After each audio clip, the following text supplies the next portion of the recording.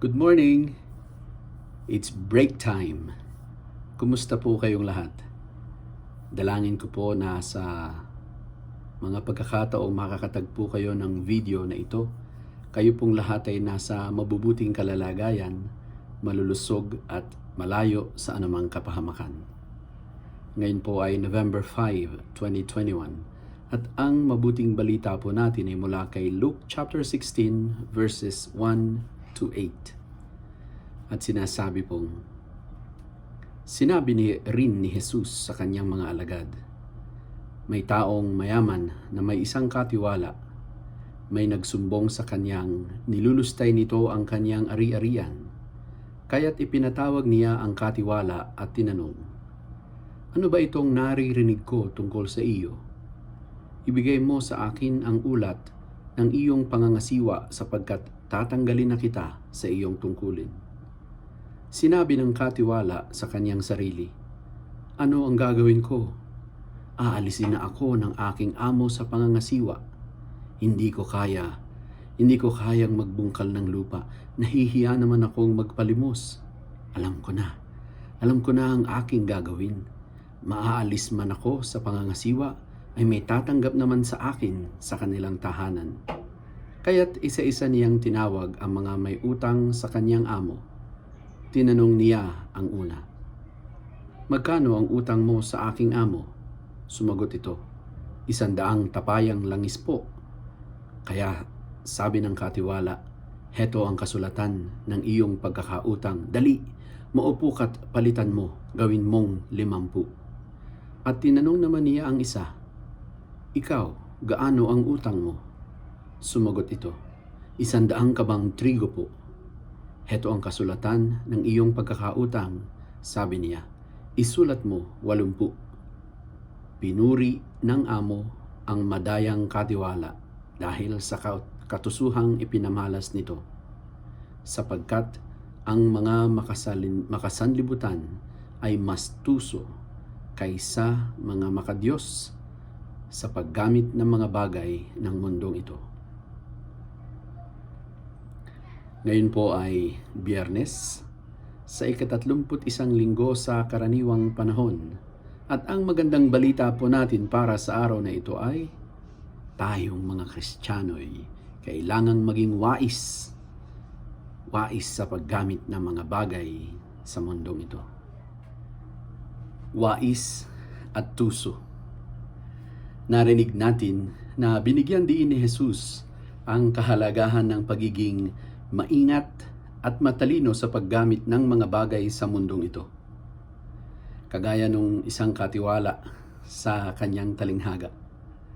Nalaman naman ang katiwalian sa pamamahala ng kanyang mga ari-arian, ang kanyang katiwala kung kaya't pinagsulit niya ito at binantaang aalisin na siya bilang tagapangasiwa.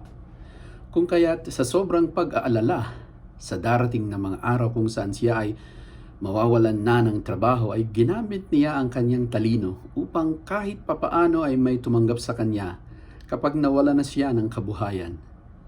Kaya't ang kanyang ginawa ay tinawag niya ang mga may utang sa kanyang amo at pinalitan niya ng mas maliit na mga halaga kaysa sa orihinal nilang utang sa pamamagitan ng pagsusulat ng bagong kasulatan bago pa magaganap ang pagsusulit ng kanyang pagiging tagapangasiwa.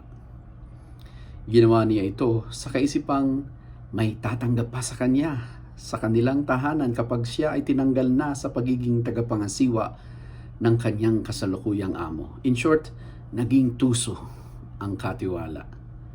Sa huli, imbis na magalit ang kanyang amo nang malaman ang kanyang ginawa, ang kanyang ginawang panloloko sa kanya, abay pinuri pa niya ang katiwala dahil sa ipinamalas nitong kagalingan sa pagdiskarte sa buhay.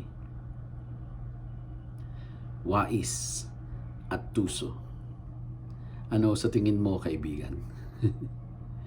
Hindi ba tila at hinihikayat pa ni Jesus na maging tuso ang kanyang mga disipulo? Hindi po. Hindi po ganun yun. Ganito po yun. Pag sinabing tuso ang isang tao, ibig sabihin ang taong iyon ay nagpapakita ng pagkakaroon ng kasanayan sa pagkamit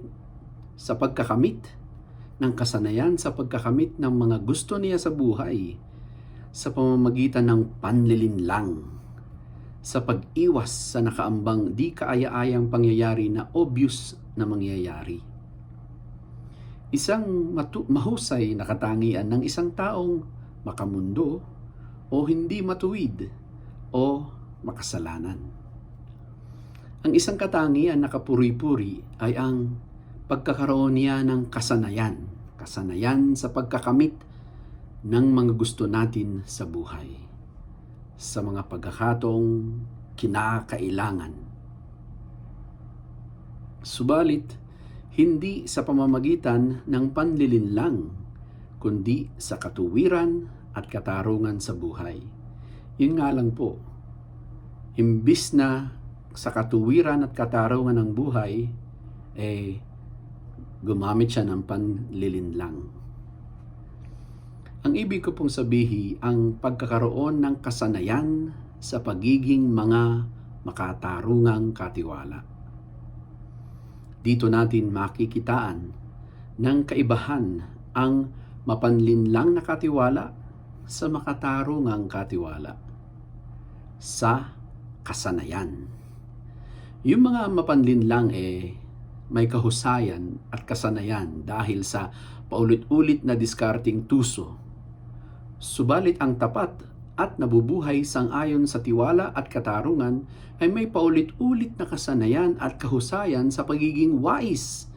Wais sa lahat niyang diskarte sa buhay. Ang pagiging wais.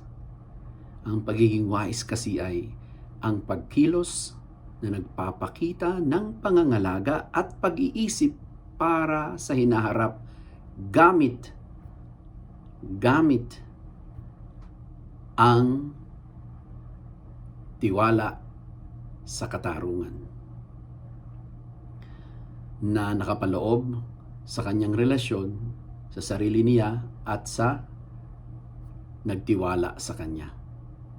Mayroong nagtiwala at siya'y pinagkatiwalaan at ang mga wais ay kumikilos at nagpapakita ng pangangalaga, pagpapahalaga sa pag-iisip para sa hinaharap patungkol sa relasyon niya sa taong nagtiwala sa kanya at siya bilang isang katiwala. Kaibigan, ang tuso at ang wais parehong nagpapakita ng kasanayan. Kasanayan na gumagamit ng diskarte patungkol sa hinaharap na uri ng pamumuhay. Ika nga pareho silang far-sighted. Far-sighted, may malawak at malayo ang pananaw sa buhay, hindi pangmalapitan lang. Hindi pangmalapitan lang ang kanyang kayang isipin, hindi near-sighted. Yung tuso, sanay na dumiskarte upang makaiwas sa nakaambang di kaaya-ayang hinaharap dahil sa kanyang pagiging katiwaldas. Yung wais, sanay na dumiskarte ng maingat at matalino upang maging matagumpay ayon sa ekspektasyon ng tunay na nagmamay-ari ng kayamanang sa kanya ay ipinagkatiwala. In short, hindi siya katiwaldas, kundi katiwa-tiwalang katiwala. Kaya, ang mas dapat nating binibigyan ng pansin ay ang katotohanan na ang lahat ng mga bagay at kayamanan na maaari nating makamit sa mundong ito ay galing sa Diyos na sa atin ay ipinagkatiwala lamang. Dalawang bagay ang maaari nating diskarte sa pagkakaroon ng mga ito, ng mga kayamanan ng mundong ito, mula sa mundong ito, ang maging tuso o maging wais. Kaso mo, yung aksyon ng isang tuso ay kilos matapos ang pagkakamali, matapos ang hindi pagpapahalaga, matapos ang kasalanan. Samantalang ang aksyon ng isang wais ay kilos ng tapat at mahusay na paglilingkod sa umpisa pa lamang. Tingnan natin muli ang talinhaga. Dahil sa kapabayaan sa pangangasiwa, bunga ng kanyang hindi pagiging wais, nakaisip siya na maging tuso. Matapos na hindi niya binigyang halaga at pansin ang kanilang ugnayang nag-umpisa sa tiwala. At dahil nawalan na ng tiwala ang tunay na may-ari, kinailangan niyang mandaya upang maging katiwa-tiwala siya sa ibang tao. Sa pag-asang dahil sa pabor na kanyang ginawa para sa kanila ay tatanggapin nila siya sa kanilang tahanan at pagkakatiwalaan. Parehong may angking talino ang pagiging wais at tuso. Ang tanging kaibahan lang ng dalawa ay ang focus. Ang focus ng tuso ay pansariling kapakanan. Samantalang ang focus ng wais ay ang kapakanan ng relasyon niya sa kanya ay nagtitiwala. Imagine natin kung tayong lahat ay wais, ang focus natin ay sa pag-iingat sa namamag-itang ugnayan sa ating karelasyon. Hindi lang dun sa karelasyon natin mismo, kundi doon sa relasyon na sa atin ay namamag-itan. Hindi tayo darating sa punto kung saan kakailanganan natin maging tuso. Kaya sasanayin natin ang ating mga sarili gamit ang talino at husay sa pananatiling kaaya-aya, kaibig-ibig, payapa at masaya ng ugnayan natin sa isa't isa. Sa pamamagitan ng pag-alam, pag-intinding maigi, pagmamahal, at pagkilos ng pagiging lingkod ng lahat ng mga kailangang isaisip, isasalita at gawin sa ikauunlad ng ating relationships. Lalo tigit sa lahat, ang relasyon natin sa Diyos.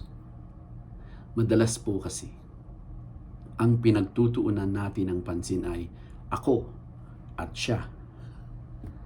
Kapag ganito ang tuon ng pansin, madalas didiskarte tayo kasi ito ang gusto ko.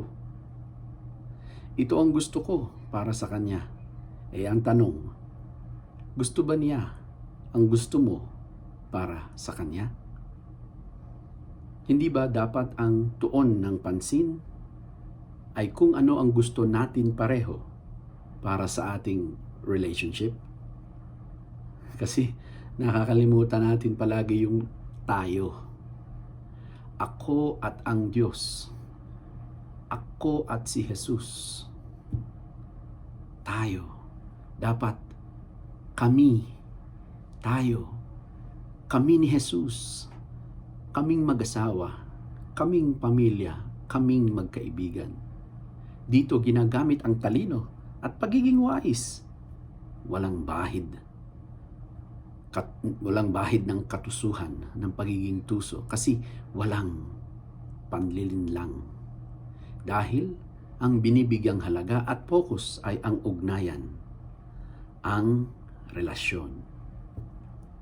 Kaibigan, hindi ba't ang Diyos ay pag-ibig? Kung gayon, ang pag-ibig na dapat na namamagitan sa bawat relationship natin, ang dapat natin pinagtutuunan ng higit na focus. Kung gayon, ang mga kayamanan, ang talino Ang kakayanan sa pagiging wais ay nararapat na ituon na at gamitin para sa ikasasaya, ikayayabong ng lahat ng ating ugnayan, ng lahat ng ating relasyon, lahat ng ating relationships. These things must be at the service of all our relationships to build up relationships, hindi para mawasak ang relasyon. Higit sa lahat, sa ikapagiging ganap ng kaharian ng Diyos, ngayon at magpasawalang hanggan. Pagpalain nawa tayo ng Diyos, ipagadya sa lahat ng masama at ihatid sa buhay na walang hanggan. Amen. Peace.